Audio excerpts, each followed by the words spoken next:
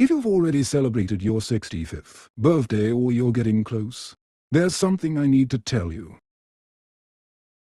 It isn't about your heart. And it isn't something your doctor is likely to warn you about.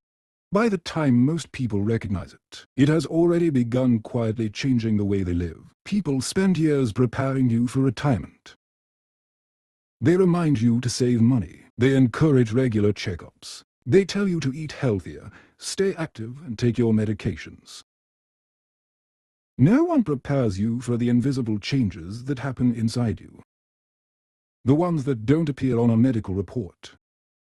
The ones that slowly reshape the way you think, the way you feel, and even the way you see yourself. If you're new here, welcome. Every week we share practical insights and heartfelt stories to help you age with confidence, purpose, and peace. If that sounds like something you'd enjoy, consider subscribing so you won't miss future videos. Between the ages of 65 and 75, life rarely falls apart overnight. Instead, it changes quietly. Tasks you've done for years begin taking a little more effort. Simple decisions require more thought. Your energy doesn't disappear. It simply feels different. Because these changes happen so gradually, many people begin asking themselves a painful question. What's wrong with me? Here's the truth. Most of what you're experiencing isn't failure. It isn't weakness. And it certainly doesn't mean your best years are behind you. It's a season of life that millions of people experience. Yet very few people talk about honestly. Today, we're going to change that. I'm going to walk you through 6 quiet changes that almost everyone faces between the ages of 65 and 75. Not to frighten you, but so you can recognize them before they slowly steal your confidence, your happiness, and your peace of mind. Because once you understand what's happening, you stop blaming yourself. You start making wiser choices, and you realize that growing older doesn't have to mean living a smaller life. Let's begin with the first change. One so subtle that many people don't realize it's happening until they've already lost years without noticing. Challenge 1. Your world quietly stops growing. The first change is so subtle that most people never notice it while it's happening. It doesn't arrive with pain. It doesn't come with an announcement. It simply slips into your routine. One day you realize you've been living almost every week exactly the same. The same roads, the same grocery store, the same television programs, the same chair by the window every evening. Nothing feels wrong, but nothing feels new either. I discovered this myself not long after turning 70. Every Wednesday I'd stop at the same little cafe. I'd order the same breakfast. The waitress already knew my name before I even sat down. At first I thought that was a beautiful thing. It felt comfortable, predictable, like life had finally become peaceful. But after months of living that way, I noticed something I couldn't ignore. My days were becoming harder to remember. One week blended into the next. The excitement I used to feel for ordinary life was quietly disappearing. Then one morning I made a small decision. Instead of taking my usual route home, I turned onto a street I'd never explored before. I found a quiet garden tucked behind a row of old buildings. Children were laughing. An elderly couple sat sharing sandwiches on a bench. A man was teaching his granddaughter how to ride a bicycle. It wasn't a remarkable day. Nothing dramatic happened. Yet, when I went to bed that night, I remembered every detail. That's when something finally made sense. Our minds don't stay alive because life is busy. They stay alive because life remains interesting. Many people believe keeping the brain healthy only means taking vitamins or solving puzzles. Those things certainly help, but curiosity may be even more powerful. Every time you experience something unfamiliar, your mind wakes up and starts paying attention again. It doesn't have to be a grand adventure. You don't need to climb mountains or travel across the world. Simply visit a different park. Read an author you've never heard of. Try a recipe you've never cooked. Take another road home. Sit somewhere different during your evening walk. Small changes remind your brain that life is still unfolding. Because when every day looks exactly like the one before it, time begins slipping away without leaving many memories behind.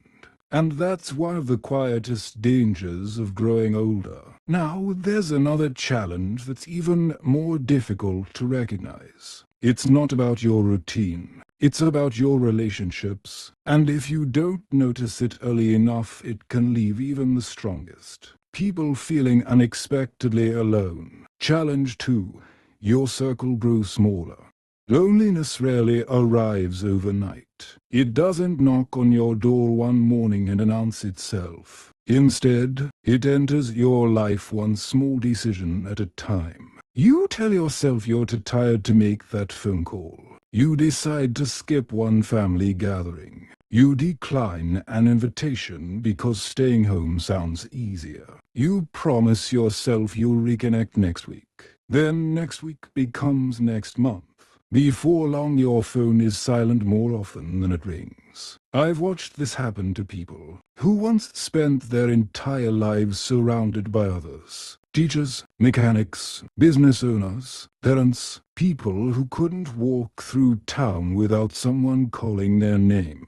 Then retirement came. Children became busy. Friends moved away or passed on. And suddenly the house that once felt peaceful began feeling painfully quiet. Here's the part many people misunderstand. Loneliness isn't only about being alone. It's about feeling unseen, feeling like fewer people need you than they once did. That feeling can slowly steal your confidence if you allow it. But there's good news. Human connection doesn't disappear because you grow older. Sometimes it simply needs someone to take the first step. Call the old friend you've been thinking about. Smile at your neighbor. Join the local walking group. Volunteer once a week. Attend the community gathering you've been putting off. You don't need dozens of friends. Sometimes one meaningful conversation is enough to remind you that you still belong. Because the heart doesn't stop needing people, simply because the calendar says you're older.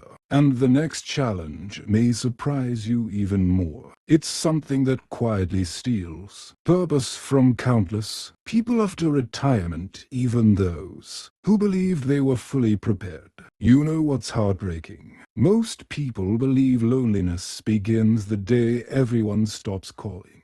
But that's rarely how it happens. The silence doesn't arrive first. It starts much earlier than that.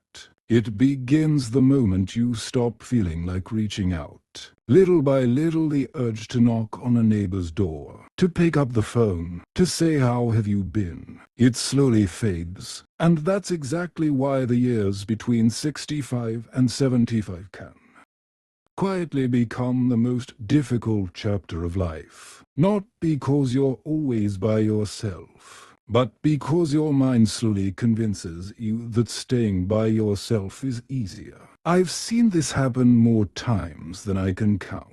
After losing my spouse, there were evenings when I'd hear people laughing outside. Families talking, children playing, friends sitting together on their porches. For a moment I'd think, I should go over and join them. Then another thought would appear. Maybe another day. That tiny sentence sounds harmless, but it steals something you never get back. One day becomes 1 week. 1 week becomes several months, before you realize that you've forgotten what regular conversation even feels like.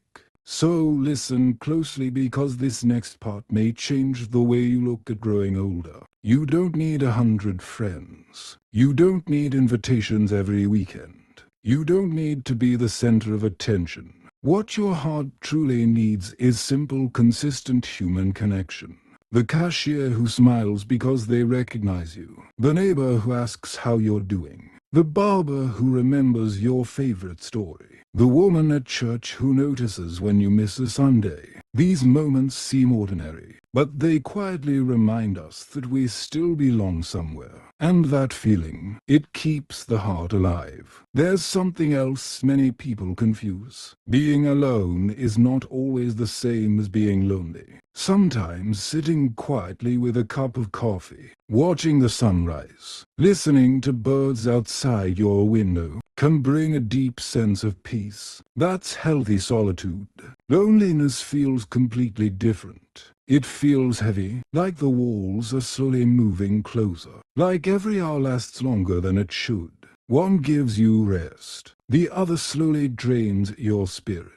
Knowing the difference could change the rest of your life. So if you're watching this today, and you suddenly realize you haven't had a real conversation with anyone for several days, don't ignore that feeling. Don't wait until you feel like reaching out. Feelings are unreliable. Action comes first. Sometimes you have to make the phone call before the motivation shows up. Sometimes you have to put on your shoes before you actually want to leave the house. And here's the surprising part. Once you take that first small step, the desire to connect often returns on its own. Because our hearts were never designed to live in isolation. They were designed to be seen, to be heard, to matter. And the next lesson may be the most important one of all. Because it explains why so many people unknowingly push away the very people who love them most. And that leads us to something many people never expect. For many of us, the hardest battle after 70 isn't physical. It's emotional. It's learning that accepting help doesn't make you weak. For years, we believed strength meant carrying every burden by ourselves. We worked long hours, raised families, paid the bills even when money was tight, looked after aging parents, endured losses we rarely spoke about. Somehow we kept moving. Over time, we became so used to being the one who helped others that asking for help started to feel uncomfortable. But life has a way of changing the questions. There comes a season when the real test isn't whether you're strong enough to stand on your own. It's whether you're humble enough to let someone stand beside you. And believe me, that isn't an easy lesson. I remember one icy morning when I slipped in my kitchen.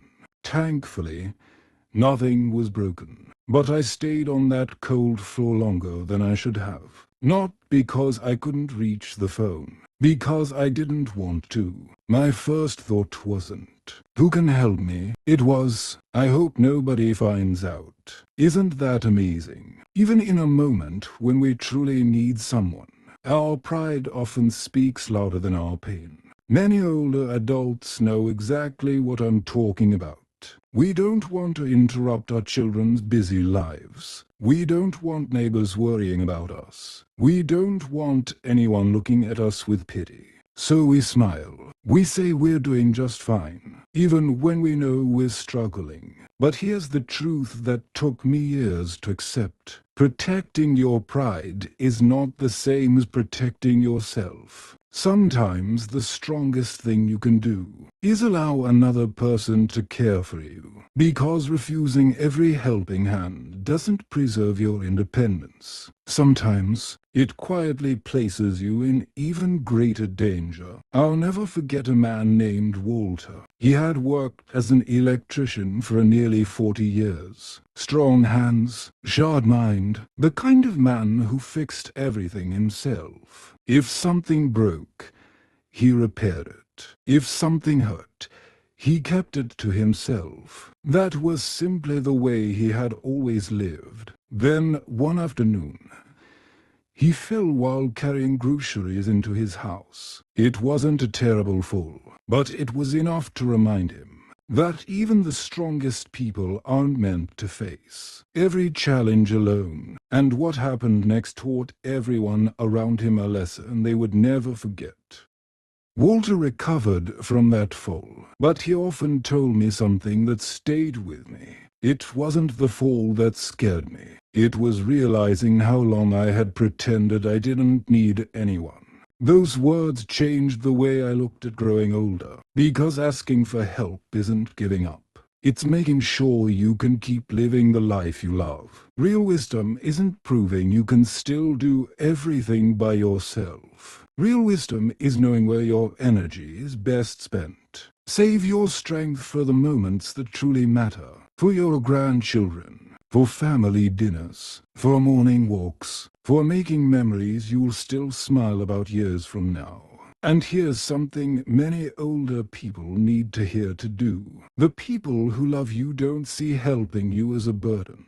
They see it as a privilege. When your son offers to carry the groceries, when your daughter asks if you need a ride, when a neighbor volunteers to mow the lawn, they're not saying you're incapable. They're saying, I care about you. Every time you refuse every act of kindness, you may think you're protecting them. But sometimes you're also closing the door on the love they're trying to give. That took me a long time to understand. Now, there's another change that slips into life so quietly. Most people don't even notice it at first. It's not dramatic.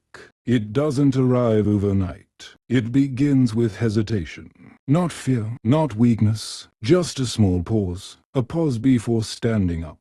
A pause before climbing the stairs. A pause before lifting something that never used to feel heavy. You catch yourself thinking, maybe I'll do it later. Or, is it really worth the effort? Little moments like these seem unimportant, but they slowly begin to shape your world. The grocery bags feel just a little heavier. The walk to the mailbox feels a little farther. The garden you once cared for every weekend starts looking like too much work. That's the surprising thing about aging. It rarely announces itself all at once. It arrives quietly, like the morning mist settling over a field. So slowly, you hardly notice the landscape changing. I remember walking into my garage one afternoon. In the corner stood an old ladder. I'd climbed that ladder 100 of times without giving it a second thought. But that day was different. For the first time, I stopped, not because I couldn't climb it, because my body asked a question my younger self never would have asked. Is this a good idea? That moment stayed with me, not because I had become weak, but because I realized something important. The body often changes gradually, but the willingness to try changes even sooner. First you avoid one difficult task, then another. Before long, your world begins to shrink without you even realizing it. And that brings us to one of the greatest mistakes people make between the ages of 65 and 75. They stop doing things not because they can't, but because they've convinced themselves they shouldn't. And that quiet belief can steal more years from a person than age ever could. And here's the good news. This quiet shrinking doesn't have to become your future. The body has an incredible ability to adapt, but only if we keep giving it a reason to. You don't have to run marathons. You don't have to spend hours in a gym. You simply have to keep reminding your body, we're still living. I started doing this in the smallest ways imaginable. Nothing impressive, nothing anyone would applaud. Each morning, I'd walk just a little farther than I wanted to. Some days my knees argued with every step. Some days I wanted to turn around after only a few minutes. But I wasn't trying to prove anything. I was building trust with my own body again. I wanted it to remember that movement was still part of everyday life. And over time I noticed something remarkable. Older bodies don't respond best to doing more. They respond best to showing up consistently. A few minutes today, a few minutes tomorrow, then the next day. Those small choices quietly become a stronger future. You don't have to punish yourself trying to feel young again. You simply have to refuse the invitation to stop moving. Every walk tells your muscles, we still have work to do. Every stretch tells your joints, we're not finished yet. Every staircase you climb, instead of avoiding, whispers to your body, keep believing in me, because the moment we convince ourselves that movement no longer matters, the decline often begins long before we notice it. And that's why staying active isn't really about exercise. It's about staying connected to life itself. Now, there's another challenge people rarely talk about. Not because it's uncommon, but because it's deeply personal. It's the quiet weight of grief.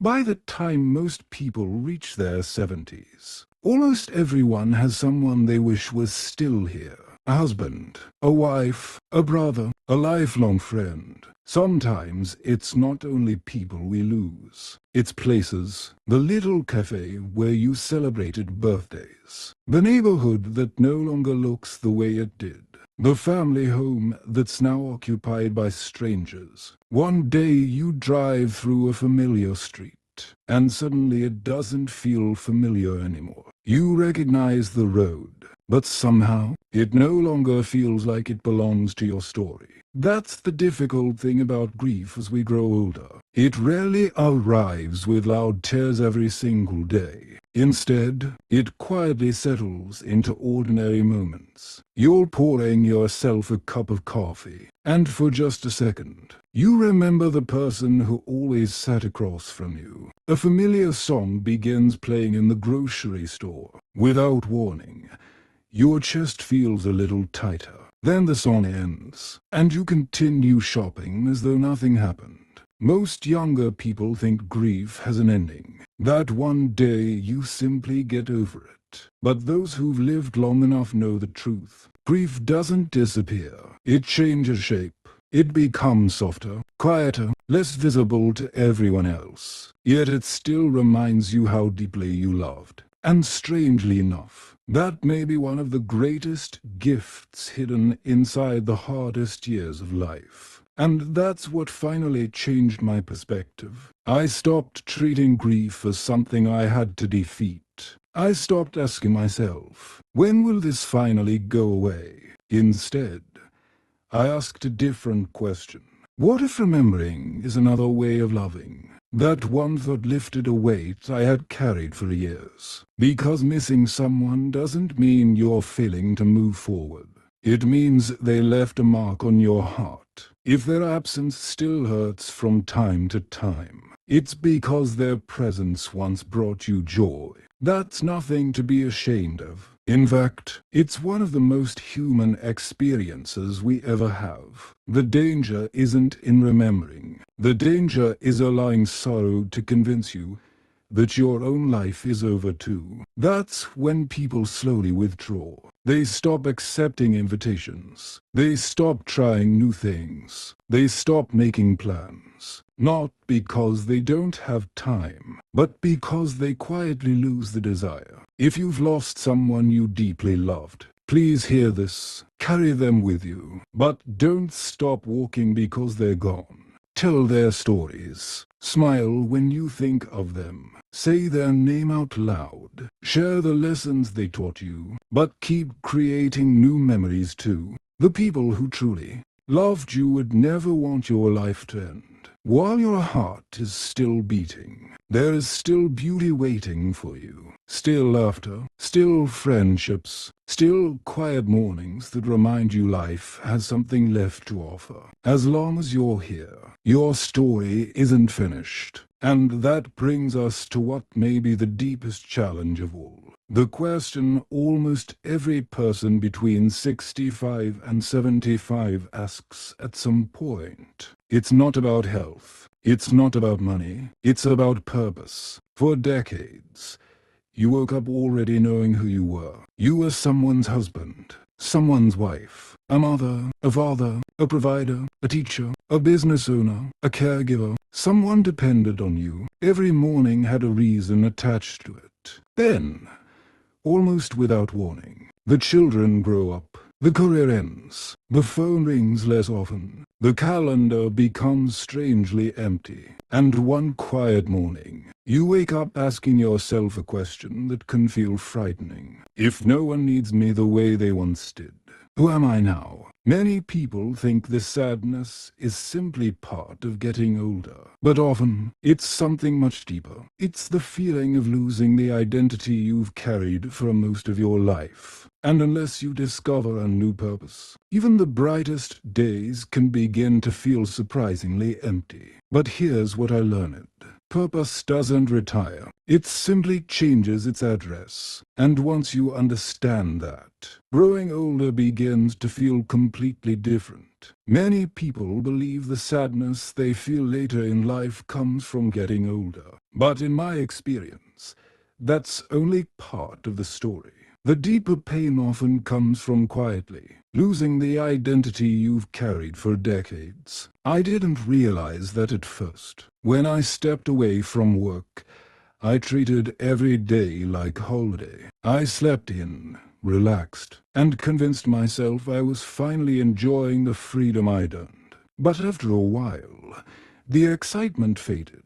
When every day feels like a vacation, eventually it stops feeling special. Then, one afternoon, I caught myself thinking something that frightened me. If I disappeared today, would anyone truly miss what I do? Be careful with thoughts like that. The mind has a way of turning repeated thoughts into beliefs, and beliefs shape the way we see ourselves. But growing older also taught me something I never expected. Perhaps this season of life isn't asking you to prove your value anymore. Maybe it's inviting you to discover who you're when the titles, responsibilities, and expectations finally become quiet. That kind of discovery doesn't happen overnight. It asks for patience. It asks for honesty. And most of all, it asks you to spend time with the one person you've been too busy to know yourself. Sadly, many people never reach that point. They fill every empty moment with noise, television, endless errands, or constant distractions because silence forces them to face questions they've avoided for years. Yet if you allow yourself to sit with that silence, something remarkable begins to happen. You slowly remember what genuinely makes you feel alive. Not what earns praise, not what impresses other people, not what fills your calendar, but what fills your heart. Maybe it's tending flowers in the garden each morning. Maybe it's writing stories no one else will ever read. Maybe it's learning an instrument at 70. Or maybe it's simply sitting beside a friend who needs someone willing to listen. There is a quiet kind of happiness hidden inside ordinary moments. When we're young, we're taught that our worth comes from how much we accomplish, how fast we move, and how many goals we reach. Age has a different lesson. It teaches that your value isn't measured by constant achievement. It's revealed through your presence, your kindness, your gratitude, and your ability to appreciate what still remains instead of only grieving what has been lost. After all these years, here's what I've come to believe. The people who grow older with the greatest peace aren't always the strongest, the wealthiest, or even the healthiest. They're the ones who stop fighting every change life brings. They adjust. They forgive themselves for slowing down. They stop comparing today's pace with yesterday's strength. Instead of chasing the life they used to have, they begin embracing the life that's still waiting for them. And that's where real peace begins. Joy starts appearing in places younger people often overlook. A warm drink before sunrise, a phone call from someone you love, the golden light shining through the window, a slow evening walk with no destination. These moments may seem ordinary, but later in life, they become priceless. And if you're somewhere between 65 and 75, what I'm about to share next may completely change the way you see this stage of life. So, if you're between the ages of 65 and 75 or even beyond, I want you to carry this thought with you after this video ends. If life feels heavier than it once did, it doesn't mean you failed. It doesn't mean you've become less important. It simply means you're carrying a body that's changed and a mind that's asking for a different kind of care than it did years ago. That isn't weakness. That's the natural journey of being human. And although aging brings its share of goodbyes, it also leaves room for beautiful new beginnings. There is still wonder waiting for you. There are still meaningful conversations to have. There are still reasons to laugh until your eyes fill with tears. There are still lives that will be brighter because you're part of them. The purpose may not look the way it did when you were younger. It may not come with promotions, applause, or busy schedules. Instead, it arrives quietly, in peaceful mornings, in heartfelt conversations, in moments of gratitude, in simply being present with the people who matter most. And sometimes, that's the richest kind of life anyone could hope for. Before we say goodbye, I want to leave you with one final thought. The people who find the deepest peace in later life are the ones who never experienced loss. They're the ones who learned not to let loss define the rest of their story. They choose hope. They choose gratitude. They choose to keep living with an open heart, even after disappointment. If something you've heard today spoke to your heart, don't let it end here. Take that short walk you've been putting off. Call someone you've been meaning to reconnect with. Try something new, no matter how small it seems. Accept help when it's offered. And above all, speak to yourself with the same kindness you so freely give to others. You've already overcome challenges that many people could never imagine. You've earned every lesson, every scar, and every piece of wisdom you now carry. So don't spend these years believing your best days are behind you. Some of life's greatest gifts don't arrive when we're young. They arrive when we've finally learned to slow down long enough to notice them. Thank you for sharing these moments with me today. I truly hope this message reminded you of something you've needed to hear for a long time. Take care of yourself. Keep choosing hope. And remember, no matter your age, your story is still being written. The years ahead may move more slowly, but they can still become the richest years you've ever lived.